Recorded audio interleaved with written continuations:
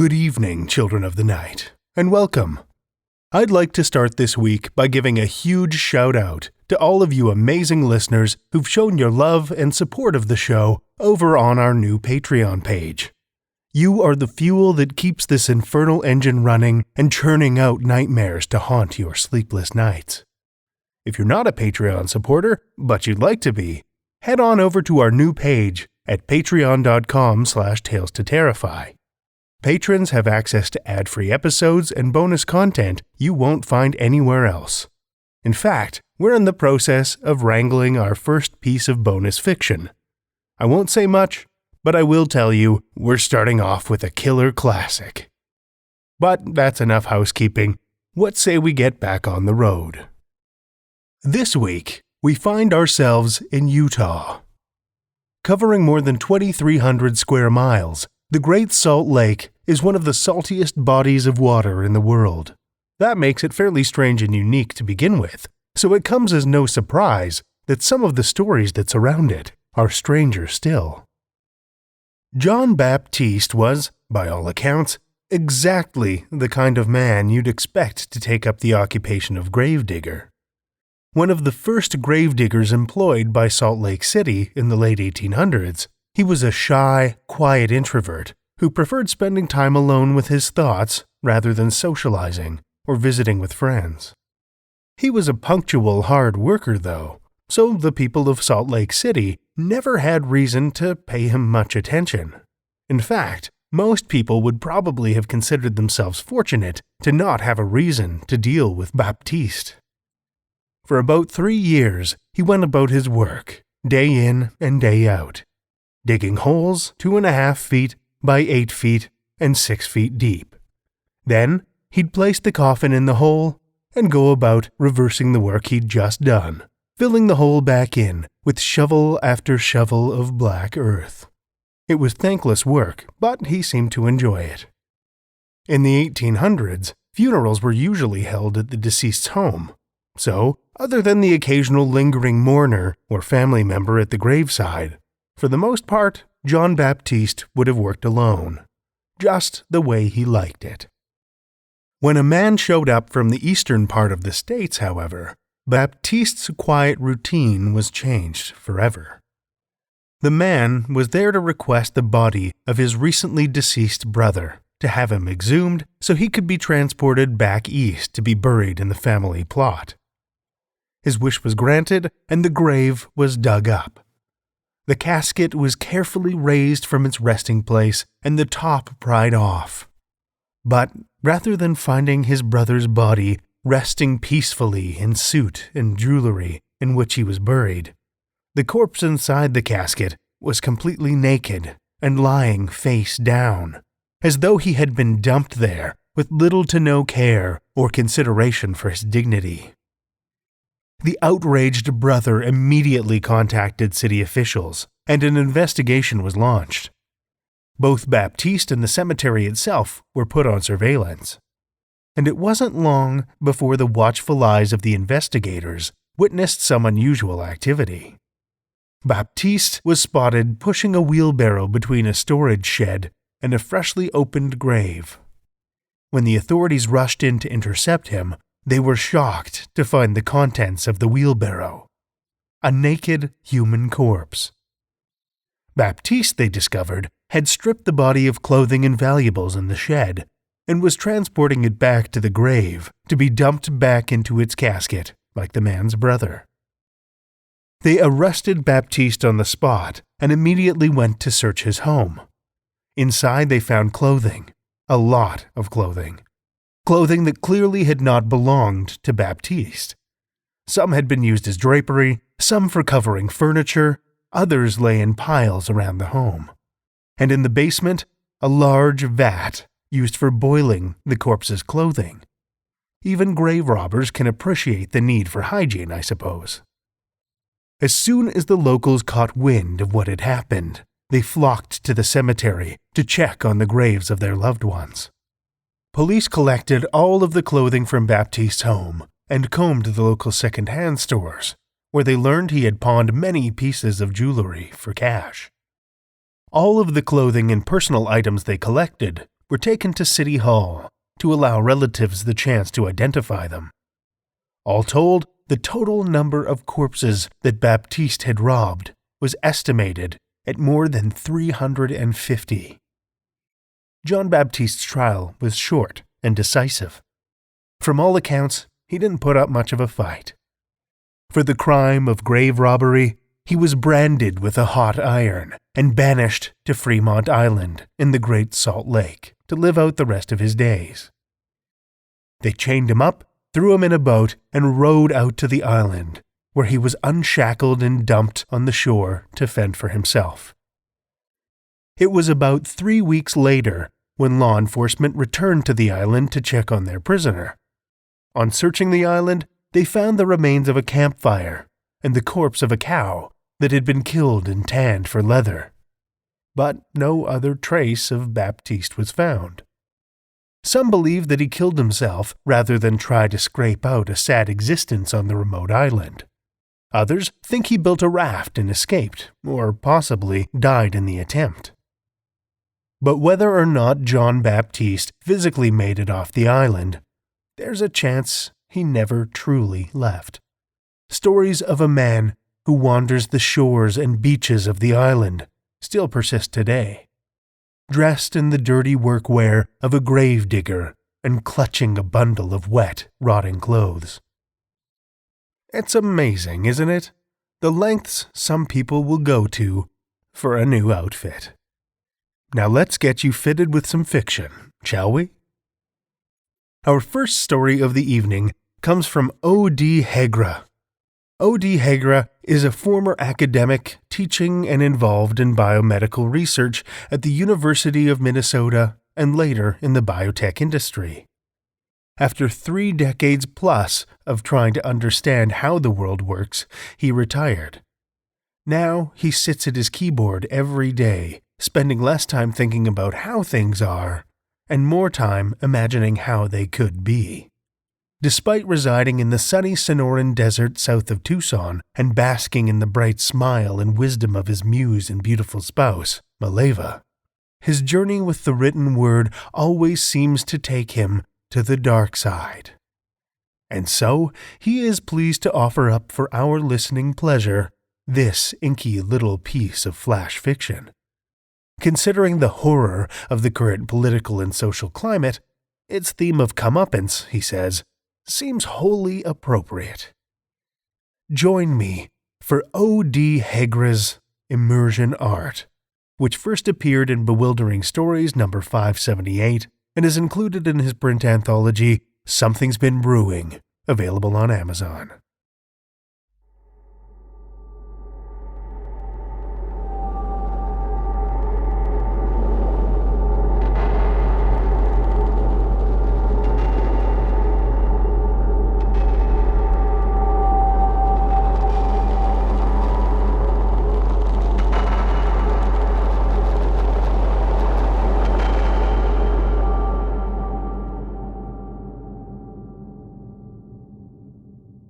We're all in this together, folks.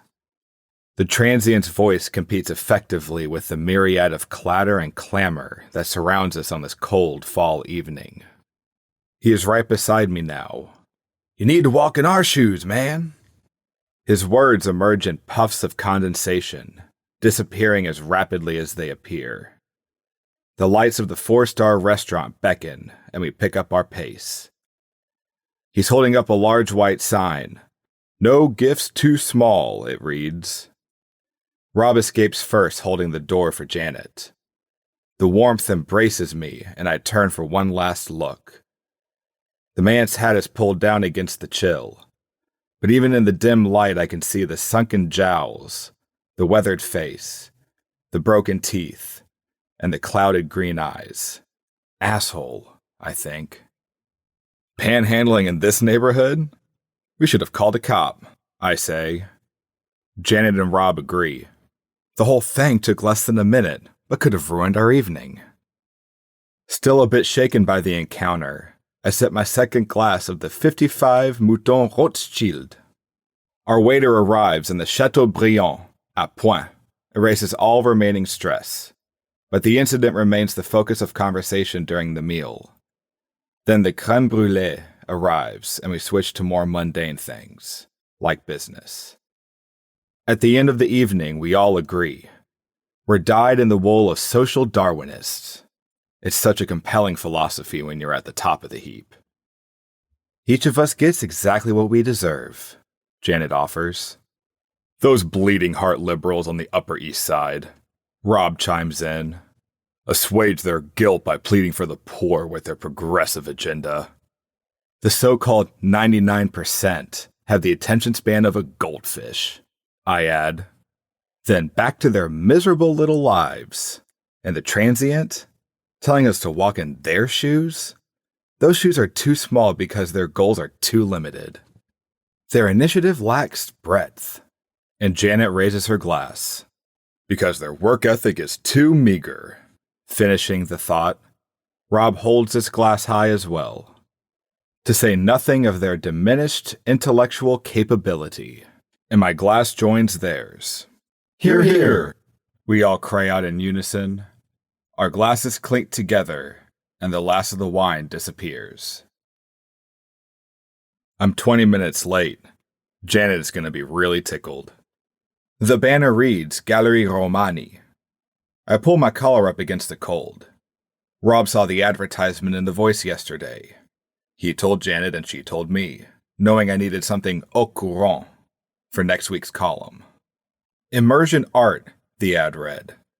It sounded eccentric enough to interest the haughty crowd I write for. Otherwise, you would never find me in this kind of neighborhood. It's twilight and I scan the street. Shadows clothe every storefront entrance. Hiding what, I wonder? The gentle ringing of chimes welcomes me as I gladly enter the gallery. Pretty stark. All the walls were painted flat white and empty. Hello, hello, hello, hello, hello, hello. There's a distant echo. The ad said 1 o'clock to 7 o'clock p.m. It's only 6:30.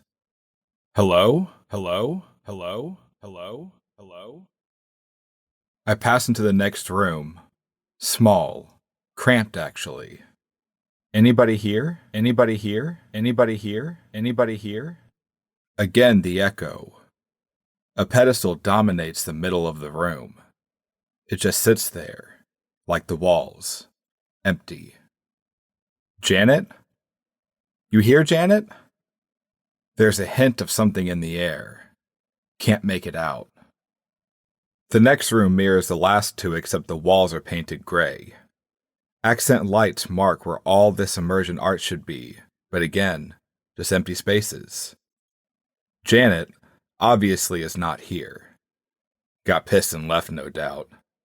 I pull up my cell and look down. No bars. Damn AT&T. I'll try one more room and then I'm gone. The passageway is dark. Really dark. I can see a green glow spilling out at the far end. This room is larger than the others. The illumination comes from 2 spotlights halfway down the expanse, focused on the front wall.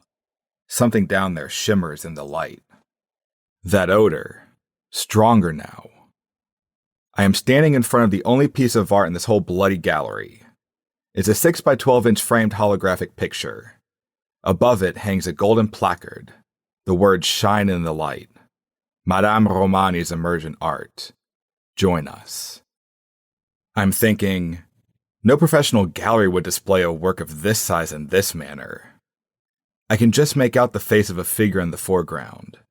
The rest is a blur. I step in closer. That odor is intense now. Pungent. Familiar. The face in the hologram is that of an older man. Somehow familiar as well, I think, as I tilt my head from side to side. I see the intended movement. He's holding up one hand. The fingers move back and forth, pointing to the background. His green eyes shift as well, to look in the direction of the pointing fingers. The man's smile reveals a definite need for some restorative dentistry. His hat is pushed back on his forehead.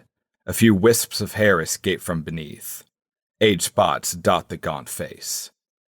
I stopped my movement and stared directly into his eyes. They seemed to widen. He is looking at me. Have I seen those eyes before? They move and I follow their gaze. It's too blurry. I'll have to put on my reading glasses. Much better. Now it is clear what he wants me to see. It's the back end of an alley. There's a rusted 55-gallon drum.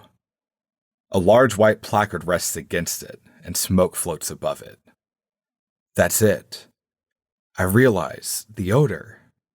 It's the smell of burning trash. And then I see them. The man and the woman. Their clothes are tattered and they're hopping up and down, on bare feet. My God, they have no shoes.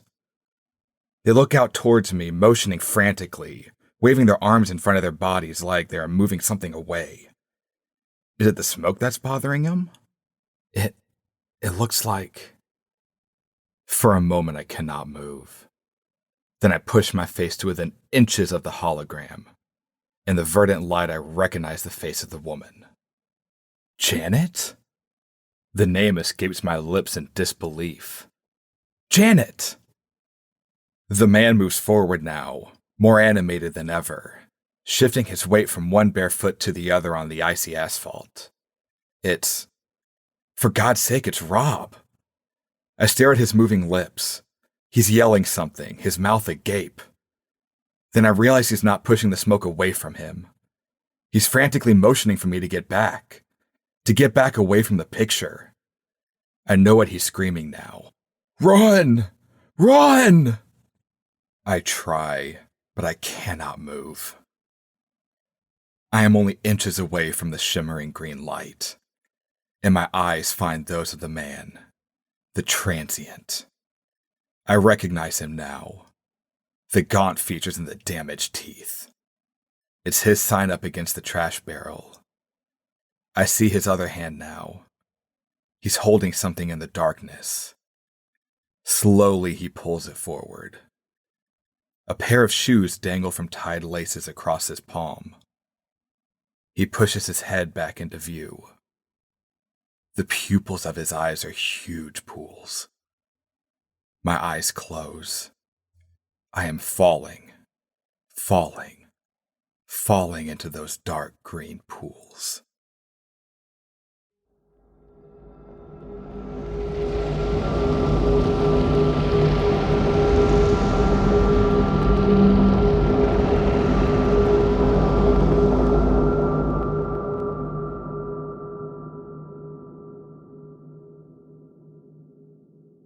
That was O.D. Hegre's Immersion Art, as read by Nick Shaner. Nick Shaner is 25 years old and lives in Charlotte, North Carolina. He has been doing voice acting and narrations for over a year and has worked on the podcast Samwell Sift's Loved One Discovery or Recovery Services, as well as being involved in the Charlotte film community. He is currently working on an audiobook. When he's not doing any of those things, and not sitting at a desk at his job, he enjoys exploring local breweries, binging Game of Thrones, and planning the next board game night with friends. Thank you, Nick. Our second story comes to us from Chris Barnham. Chris Barnham spent a long time working for the British government, but now just makes stuff up for himself. Ravello Steps first appeared in UK horror magazine Black Static. If you like the story, check out Chris's first novel, Among the Living, with which it shares some story DNA. Chris also has a new novel out with US publisher Phyllis Vertis Publishing. It's called 51 and features a time-traveling cop marooned in 1940s London, forced to choose between saving the future or the woman he loves. Interzone magazine described it as better plotted than Connie Willis. Chris lives in London and can be found at chrisbarnhambooks.com and on Twitter at Barnham_Chris. Children of the night, join me for Chris Barnham's Ravello Steps, first published in Black Static.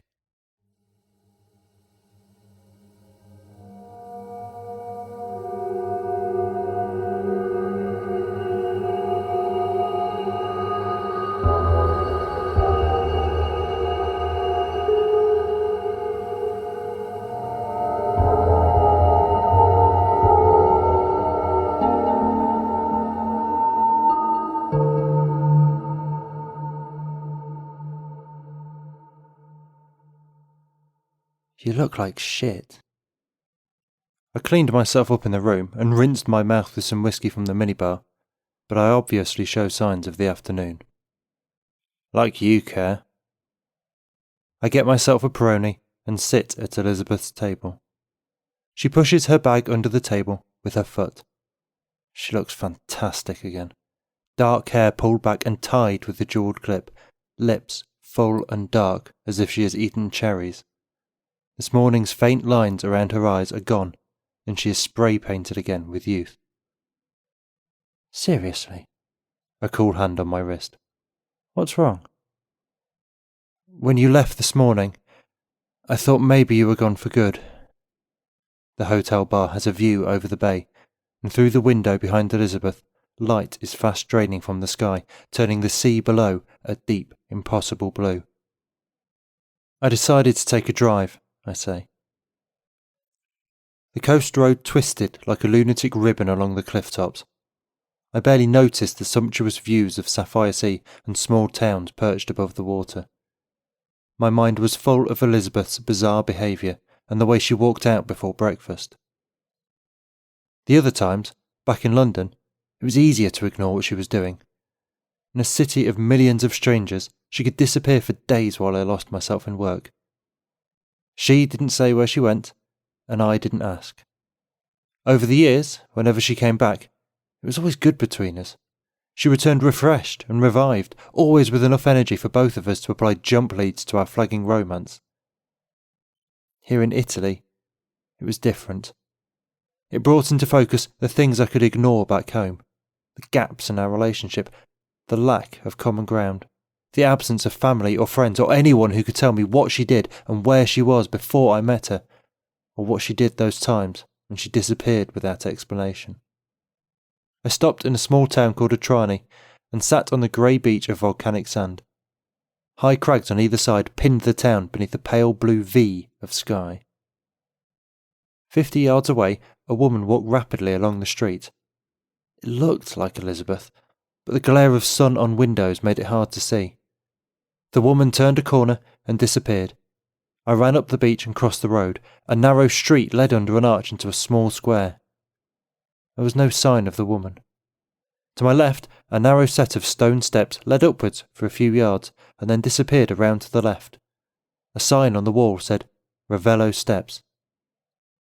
Elizabeth had once said something about Ravello when we were planning the holiday. She spent some time in Italy in her youth, she said. An aunt lived here. I started to climb the steps. Why do that? Elizabeth says. She gestures with a finger, and the waiter steps over to refill her wineglass. Why not? You were off somewhere and I was on my own. Did the steps lead anywhere interesting? You'd like to know, would you? She gives me a chilly smile over the top of her glass. Her lipstick leaves a line on the rim, like dried blood. The candle on our table throws shadows in her eyes. After about 20 steps, the staircase turned left and gave out onto another tiny square, containing 2 locked wooden doors and another set of stairs leading further up. These wound behind another chapel and steadily on up the side of the valley. After a few minutes, the steps levelled out and became a rough, sloping path above steeply terraced vineyards. I climbed for maybe 20 minutes, seeing no one. The path levelled out further and bent to the left past a moderately sized building with walls painted pale orange. Green vine tendrils snaked around shuttered windows. The house looked closed up and empty. Behind it, further up the hillside, a couple of other buildings were obviously abandoned and overgrown, but this one was in better condition. Attached to a railing around the flat roof, partly obscured by vines, was a small sign. It said, Villa Lydia. Is it the name of the house that attracted you? Elizabeth's voice is a silken whisper in the darkness of the bar. The day we arrived, we were in the taxi from the station.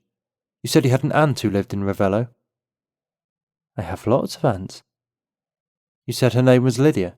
She lived alone in a house high on the side of a hill. You've never... Elizabeth's eyes are locked on mine like dark magnets. Followed before. How do you know? I walked to the front door of the villa. It was wooden, reinforced with vertical bands of tarnished iron. There was no doorbell, but a large brass door knocker in the shape of a cat's head. You said your aunt liked cats? My, you don't miss anything, do you? The knocker felt heavy and cold. I tapped it twice against the door. The noise echoed inside the house. Hello, I could say if anyone came to the door. I'm a friend of Elizabeth Barlow. I saw the name of your house and thought maybe you were her aunt. I knocked again, a bit harder. The sound wasn't as startling this time, but something else was. With a soft, groaning creak, the door moved inward a few inches. Everything around me held its breath. I pushed the door, and it swung inwards, with a sound like leaves scraping on concrete. Halfway up a mountain in a foreign country. If anything happened to me, no one knew I was here. It was obvious what I should do. Turn round and go back to Atrani, return to the hotel, and spend the afternoon by the pool with a book and some beer. When Elizabeth came back, I could try again to believe things could work between us. I stepped inside and pushed the door partly closed behind me. I was in some kind of sitting room. Furniture was draped with white dust sheets, and there was a large fireplace in the wall across the room. It was cool in there. The hair on my bare arms prickled with gooseflesh. The floor was smooth stone, and my feet made little sound as I crossed the room. Through the next door was a sparsely furnished hallway, with a couple more doors off it and a narrow staircase leading up into darkness. I walked quietly along the hall and peered through the doors, listening all the time for any sound not made by me. One room looked like a dining room, with a long table surrounded by 8 chairs. The next had low armchairs shrouded in dust sheets, and a television set, the sole sign that anyone had lived here since the 19th century. Against the wall was an old-style desk, one of those where the writing board folds up and over the front of the desk, sealing it when not in use. Unlike the other pieces of furniture, this looked interestingly clean and free of dust. It wasn't locked, opening readily when I gave it an experimental tug. The desk contained a honeycomb of small compartments, some holding pens and other writing equipment, some with paper and envelopes.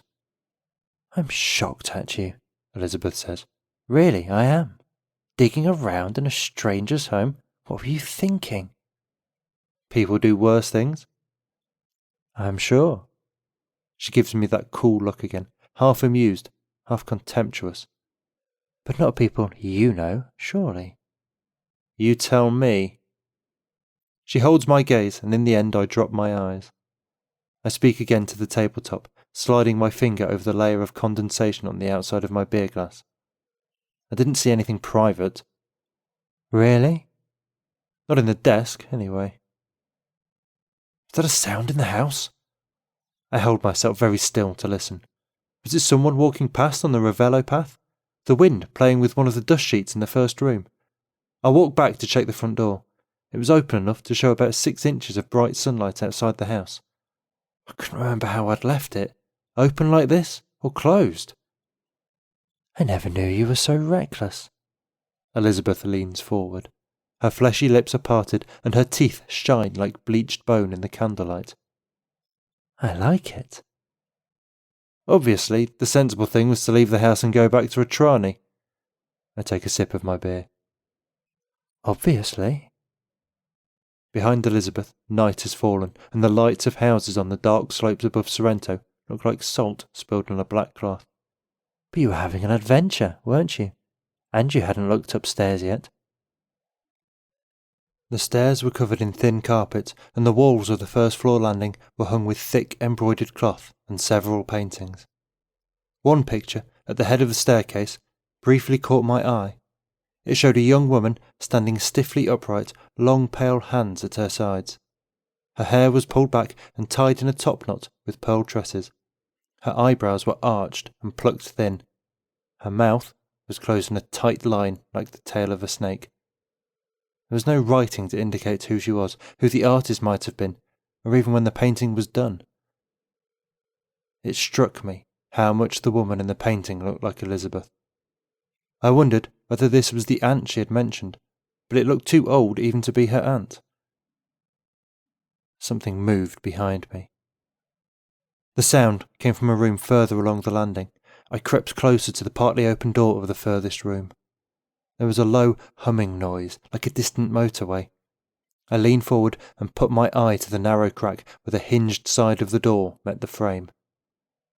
I could see only part of the room. Below a window in the far wall, I saw about half of a bed. On the floor beside it was a tangle of clothes and a couple of shoes. One shoe was a man's black leather brogue. The other was a familiar-looking red strappy sandal. I heard a whisper in a woman's voice and a few answering words in a deeper male voice. Then a woman came into view, her back to the door. She was naked except for her black briefs. As I watched, she slipped these down and kicked them away out of sight, and lay down on the bed. Another figure came into view, a man this time, also naked and in a state of obvious arousal. He stepped up to the bed and knelt beside the woman, whose head and shoulders were out of my view. The man said something inaudible, and the woman replied. It sounded like they were speaking Italian. The man got fully onto the bed, facing the woman, his face in profile. He looked about 40, hair slightly thinning, Italian-looking, with olive skin, a little pockmarked. The bizarre thing was that the man wore a mask, a black thing that covered his eyes and forehead, with narrow slits for eyes and a sharp point over his nose, like the beak of a bird. He leaned forward to kiss the woman, and she sat up, bringing her face into view. She also wore a mask. Hers was made of red silk, with silver stars sewn into it. It covered most of her face, making it problematic for the man to kiss her mouth. He didn't seem to mind, quickly turning his attention to other areas. The woman's hair was the same colour as Elizabeth's, but this woman's hair was loose, whereas Elizabeth had worn her hair up in recent weeks, and I wasn't sure whether it was shorter than this. The man lay on his back, and the woman sat astride him. A voice inside me screamed that I should leave Villa Lydia, I should just walk away. I didn't, of course. I stood and watched. The woman reached to her side, and when her hand came back into view, she held a small bottle, about 2/3 full of a thick-looking amber liquid. She held the bottle out, and the man's head appeared, and he took a long gulp from the bottle. She put the bottle to her own lips, but it didn't look to me as if she swallowed anything. Then she put the bottle down, shifted her position slightly, and reached between her legs, and guided the man's cock up inside her. The masked woman moved on top of the man for a short while. He made a fair bit of noise, but she remained quiet, crouched over him in an attitude of concentration. After a few minutes, almost imperceptibly, things became quieter rather than speeding to the expected climax. The man's breathing slowed, and he stopped grunting. The woman also began to slow down, staring down at him. I couldn't see the man's face clearly, but he now seemed to be lying completely still. Was he ill? I knew there was a surprisingly high incidence of heart failure in men during sex. Had this bit of afternoon delight proved too much for the poor guy? The woman seemed unconcerned, showing none of the shock you would expect from a woman whose lover pegged out on the job. A woman. She was still moving, but differently. Her shoulders were hunched and her elbows pointed outwards. She panted heavily, but in a way that now seemed less sexual than, hard physical labour? Childbirth? It put me in mind of nothing so much as the kind of hammy panting done by someone in a movie playing a spirit medium, going into a trance and summoning up ectoplasm. I can't believe you stayed and watched this. As I have been speaking, my eyes have remained on the dark windows. I can see my ghostly reflection there. Elizabeth's voice drags my eyes back to where she sits, toying with her empty glass. How long have we been together? I've known you a very long time, I say. Have we ever really been together? I've never hidden anything. You choose to look away.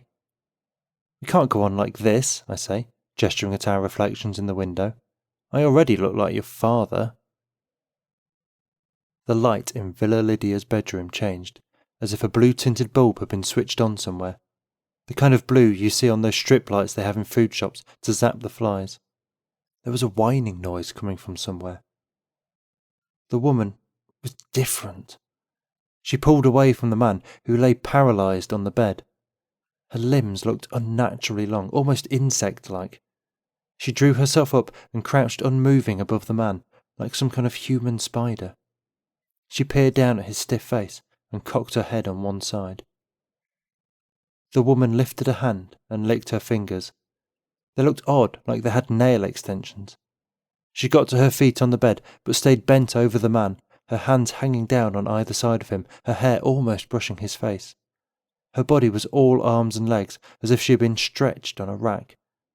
The blue light thickened, and the keening noise moved up a notch.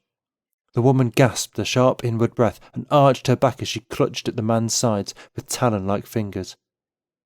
He rose up off the bed a few inches, and then turned over. He turned right over once, twice, and then kept spinning. His legs were down between her feet and his chest was beneath her face as he turned over and over in her grasp. It reminded me of the way a spider spins a captured fly, binding it up in a web. There was a wet sound, like someone cutting into a ripe melon, and a dark stripe appeared on the man's chest. I realised, with a shock, that he was bleeding. Still he spun, at a speed that seemed impossible. How much strength would it take to pick him up and spin him round that way? I couldn't have done it. As he spun, the woman's nails cut deep into his flesh. The way she hunched her shoulders over him, her head perfectly still, reminded me of the people you saw in amusement arcades, grasping the sides of the slot machines, absorbed in the spinning tumblers. I thought I should intervene. This woman thing, was hurting the guy, maybe killing him. I couldn't just stand and watch. But this was an idle thought, a butterfly notion easily swatted aside. All I wanted to do was run far away from what I was seeing, and I couldn't even do that. The man's chest was slick with blood. There was blood on the bedsheets and spattered over the woman's breasts and thighs. All at once she stopped, dumped him down and scuttled like a speedy crab down the bed out of my sight. All I could see was the man's bloody chest moving slightly, like something was shaking the bed. When the woman came back into view, I thought at first her mask had slipped lower on her face, but then I saw that there was blood on her mouth. She moved like a spider back up the man's body, bent over him and gripped the sides of his head. She remained still for some time, her body pressed close to his bleeding flesh, smearing her skin with his blood. I couldn't see what she was doing, but her posture brought to mind a kitten drinking from a bowl of milk. All at once the thin noise went away, and the light in the room shifted out of blue and back to normal. The woman slumped sideways on the bed and looked straight at me. I felt my spine turn to water. For an instant I was sure she must see me, and I had a vision of the blood-smeared woman slipping off the bed and scuttling towards me on all fours like a hungry insect. But she didn't move or speak, and although the dark eyes of her mask directly faced me, either her eyes were closed or she couldn't see me through the small crack at the side of the door. I could hear a kind of gentle sighing. I thought of the satisfied, sleepy sounds a woman might make after late-night lovemaking, and hated myself for the thought. I edged silently backwards to the stairs and crept down them to the house below, where I pulled open the front door and slipped outside. Within 10 yards, I began to run. I glanced back as I reached the first turn in the path, terrified at the thought that a masked and naked woman might be coming after me on elastic legs, arms bloody to the elbow like long red gloves. The path behind me remained empty, and I ran round the corner, and the house was gone. I ran faster, jumping 3 and 4 steps at a time, throwing myself headlong around corners and sprinting past the few houses on the path. I ran all the way back, not stopping until I reached the heart of a tranny. Branches overhanging the path whipped my face as I ran, and at one point I turned the wrong way at a corner and slammed face first into the rough stone wall. I fell backwards and sprawled on the rough path. I lay there for a moment and looked up at the empty crystal bowl of the sky. A scrap of cloud high above looked like the head of a cat. The Italian sky was an impossible, pitiless blue, and I knew it had been that way forever and would be that way when I was only dust. The sun was warm on my face, and I just wanted to close my eyes and lie there until someone came and found me. "What a strange story," Elizabeth says. We are alone in the bar now. Our glass is empty. "Did it really happen?" I rub my eyes with the heels of my hands. I feel cold and inhumanly tired. I catch sight of my reflection again, and I'm shocked at how old I look. Why would I make it up? This morning, Elizabeth looked tired and old when she told me she was going. Now, by some miracle, her skin is clear and unlined, and she looks 15 years younger. There is something deep in her eyes that the candlelight can't reach. Despite everything that has happened, I want to touch her, I want to feel again the smooth skin of her thighs against my lips. Aren't you going to tell the police? How do you know I haven't? You never do. Neither of us speaks again for some time. After a while, Elizabeth touches the back of my hand, making the hairs on my arm stand erect. I don't know how much longer it can last, I say. Like this. You're leaving me behind. Let's not be sad. Not tonight. How long until the next time? Plenty of time, Elizabeth says. You don't need to know. She stands and picks up her bag. Without a word, she turns to leave the room. As I walk up the stairs behind her, I enjoy the view of her slim calves beneath the hem of her tight skirt. For a brief moment, I am distracted by a glimpse of red cloth folded inside her handbag. But we reach our room, and her body soon occupies my attention once more, as it always does.